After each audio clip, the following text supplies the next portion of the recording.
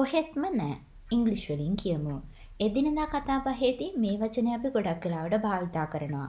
කොහෙත්ම නෑ. මට ඒක කරන්න විදිහක් නෑ. කොහෙත්ම නෑ. මම එහෙම දෙයක් කියලා නෑනේ. කොහෙත්ම නෑ. මට ඒකට උදව් කරන්න පුළුවන්. මෙන්න මේ වගේ වාක්‍යයක් ඉංග්‍රීසියෙන් කියද්දී මෙන්න මේ කොහෙත්ම නෑ කියන කොටස අපි කොහොමද ඉංග්‍රීසියෙන් කියන්නේ? අන්න ඒක ගැන අද මේ වීඩියෝ එකකින් අපි ඉගෙන ගන්නයි යන්නේ. මේ සඳහා අපි why not කියලා භාවිතා කරනවා. හැබැයි සමහර විට ඔබ අහලා ඇති සමහර අය කියනවා no chance කියලා මේ සඳහා. හැබැයි මේ why not කියන එකයි no chance කියන එකයි අතර ලොකු වෙනසක් තියෙනවා. අපි ඒක වෙනම වීඩියෝ එකකින් කතා කරමු. අද මෙතනදී why not කියන එකේ තේරුම කොහෙත්ම නෑ කියන අර්ථය කියලා මතක තියාගන්න. මගේ පළවෙනි උදාහරණය. Did you sell your car? ඔයා ඔයාගේ කාර් එක විකුණුවද?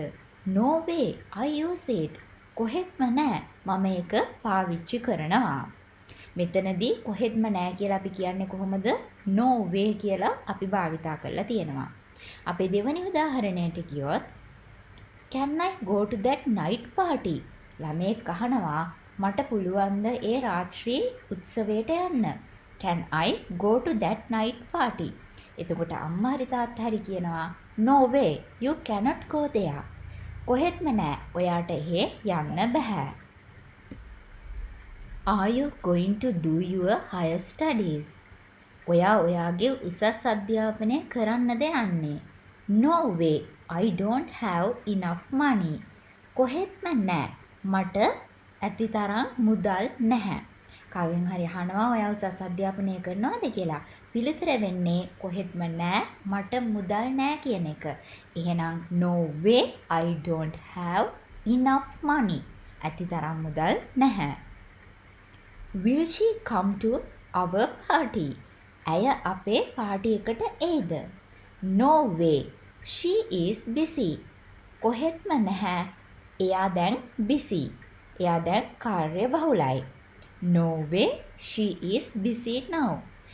කොහෙත්ම නෑ ඇය මේ වෙලාවේ කාර්යබහුලයි. බලන්න අද අපි ඉගෙන ගත්තේ හරිම පුංචි වචන දෙකක්. හැබැයි මේ වචනය භාවිතා කරලා ඔයාලට පුළුවන් හරි ලස්සන වාක්‍ය නිර්මාණය කරන්න.